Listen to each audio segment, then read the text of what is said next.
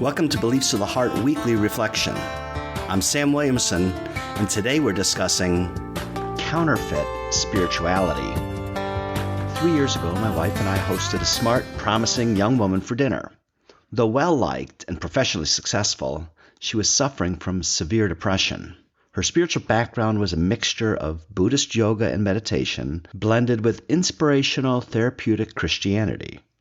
Her favorite Christian preacher was Joel Osteen. She said that Osteen's preachings weren't as biblically based as they were encouraging tips and techniques buoyed by a verse or two from Scripture. He made up for his scanty biblical basis by telling inspirational stories and offering common sense wisdom. For example, she had recently heard Osteen explain that a deep spiritual life is like driving a car. You have an enormous front windshield and a dinky rearview mirror. If you want a rich, full life, he urged my friend to invest her energy looking forward to unlimited potential, and then occasionally, although rarely, glance back at the past. A year later, this promising young woman tried to kill herself. When counterfeit common sense contradicts Scripture. Her situation was complicated. Dozens of factors contributed, and I hesitated to mention Osteen's name because I've never heard him preach. But he was the preacher she listened to, and that seemingly stirring counseling metaphor of looking forward was her main takeaway from his preaching. This popular cliche, Osteen simply adopted it, completely contradicts Scripture. Only the modern world tells us to fix our eyes forward. God repeatedly commands us to gaze backward. When a situation is too big to handle, God commands, "If you say in your heart, 'These nations are too great for me,' you shall not fear them, but you shall remember what the Lord your God did to Pharaoh and to all of Egypt." If concerned about future provisions, God encourages us, "Remember the whole way that the Lord your God led you for 40 years in the wilderness and fed you with manna, and your clothing did not wear out." If you're feeling worthless, God reminds us, "The Lord your God has chosen you to be his treasured possession out of all the people on the face of the earth." When proud of our successes, God warns, "Beware lest you say in your heart, 'My power and the might of my hand have gotten me this wealth.' You shall remember the Lord your God, for it is he who gave you power to get wealth."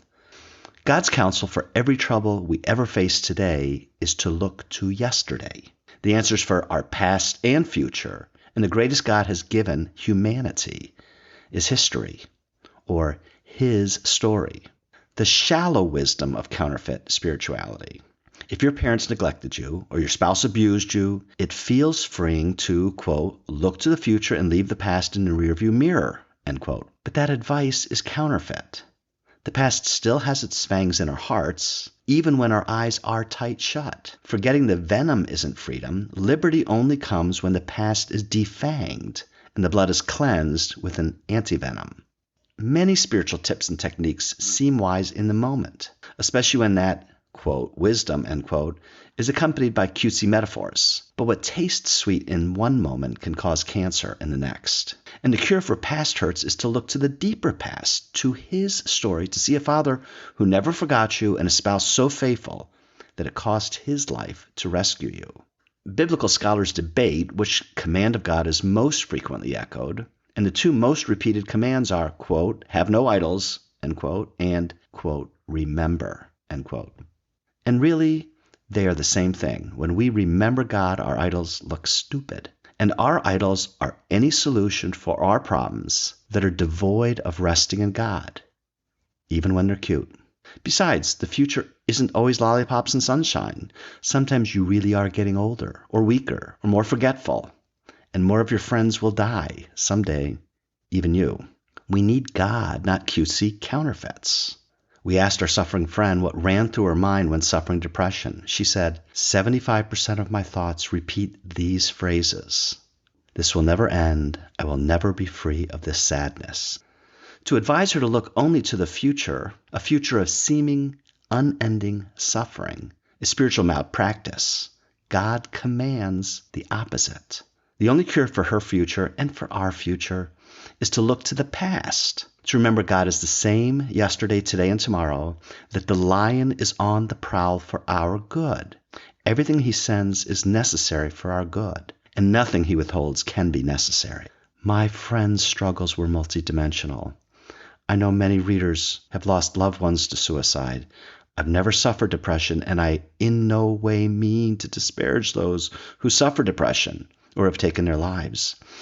My point is this: as believers, it is absolutely critical that we offer what God has uniquely given us to bring to the world. The world doesn't need us to echo their advice. They need God's advice. That's why Paul said, I only preach the cross. Paul's gospel spirituality is this: the only way to move forward is to look in the rearview mirror.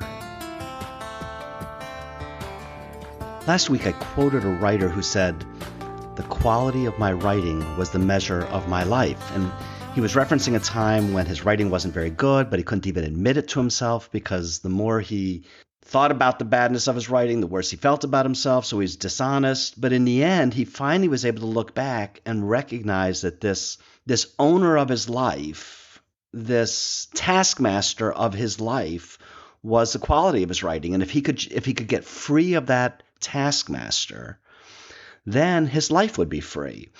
I love the line, the quality of my writing was the measure of my life, because really what Scripture is saying is the quality of his work, of Christ's work, is the measure of our lives. And to the degree that we can say the quality of the life of Christ, God gave his life, Jesus lived the life that we should have lived so that he could give us the reward that he deserved. And to the degree that we can look back at Jesus literally living the life that we should have lived, always honoring the Father, always being true to his word, always being loving, always being gracious, always telling the truth, all in the correct way.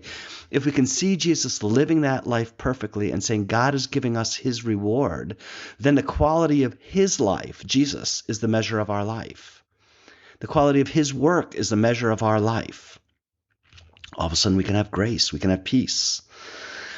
I realize that the answers of the world tend to be tips and techniques. They tend to be smart. They tend to be clever. But God's answers always is just the reality of Jesus' life. That, the 2 Corinthians passage, it says, all the promises of God find their yes in Jesus. All the promises of God are not when we do things perfectly. It's the fact that he did things perfectly. And that's the reason I don't like Osteen's comment about looking in the rearview mirror as though it's just a small rearview mirror and we have the front windshield. Look, I know it was clever, I know it was smart, but I just think it was terribly misleading. Now, this is complicated by the fact that I've been doing a 6-month study on the book of Deuteronomy, and it seems to me like every third sentence is some kind of reminder of what God did in bringing them out of Egypt, what God did when he crossed the Red Sea, what God did when he fed them water, or fed them manna and meat, and then he gave them water to drink. God constantly refers back to, remember what I did here, remember what I did here, remember what I did here. And when we see that true God, what he did, it gives us a confidence and a peace and a grace to handle today's problems. Now, I had a lot of readers say to me, did you really have to mention Joel Osteen's name? And I don't know. I just don't know. I mean, I feel like I've written 25, 30 articles in the past about what I call false spirituality, and I've never mentioned that Christian leader's name before. And so I really just thought long and hard about naming him, and after finally deciding to do it, I still don't know if I should have done it. On the other hand, God says we are going to have people in our midst who are fierce wolves, who are distracting us from the true gospel. And at least in this instance, I think that was a false message that distracted us from the true gospel. Should I have named him? I don't know. I feel like I have been too cowardly in the past. I want to strike the right balance between love and truth. Am I being defensive now? Yes, but I don't know what the right answer is. I think being silent is not the right answer. Maybe naming them too much is not the right answer. I think the right answer is we want to point people to Jesus, which means we have to go back and remember. Paul went out of his way to say he didn't speak with great rhetoric, not with great tips and techniques, just the cross and the resurrection. Oswald Chambers said, we're sent by God to lift up Jesus Christ, not to give wonderfully beautiful speeches. I don't know. If you think I was wrong, let me know, because I don't know. Now, a couple writers responded, a couple commenters said, Sam, in Philippians 3, Paul says, and they paraphrase it, but I'll actually quote it. Philippians 3:13, Paul says, brothers, I do not consider that I've made it my own, but one thing I do, forgetting what lies behind and straining forward to what lies ahead. So they said, Sam, you're telling us to look back. That's our answer. And Paul's saying what he's doing is he's forgetting to look back. He's forgetting what lies behind. Isn't that a great question? Aren't they clever? But here's the answer. Earlier in Philippians 3, Paul starts listing all his self-reliance and self-salvation things. He said, I was a child of Abraham. I lived according to the law. I was a PhD student. He was claiming all his self-reliance.